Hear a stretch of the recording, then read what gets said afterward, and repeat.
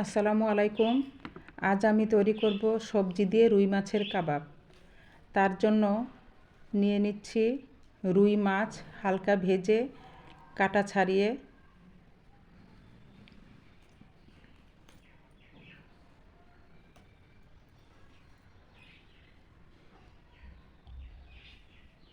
নিয়ে নিচ্ছি বিভিন্ন রকমের সবজি সেদ্ধ করে ম্যাশ করে।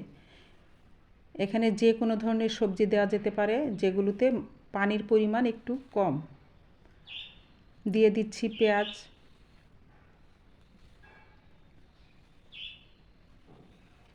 কাঁচামরিচ,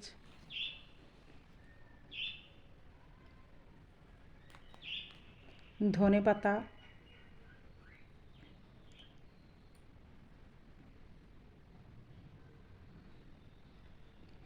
এখানে আছে হলুদ, মরিচ, ধনে, জিরা, আদা রসুন বাটা আর লবণ।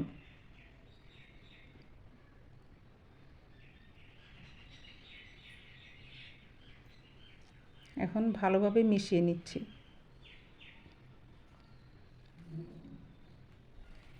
দিয়ে দিচ্ছি পরিমাণ মতো কর্নফ্লাওয়ার।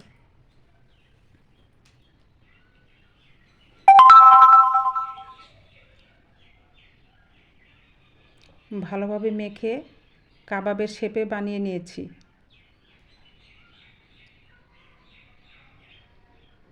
কড়াইয়ে তেল গরম হয়ে গেছে, কাবাব দিয়ে দিয়েছি ভাজার জন্য। এখন আমি এটাকে বাদামি করে ভেজে নেব।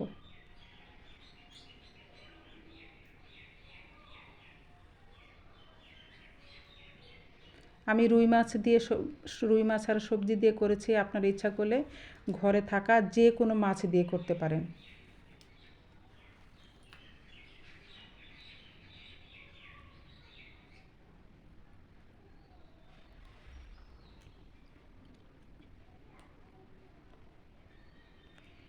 ভাজা হয়ে গেছে, আমি নামিয়ে নিচ্ছি।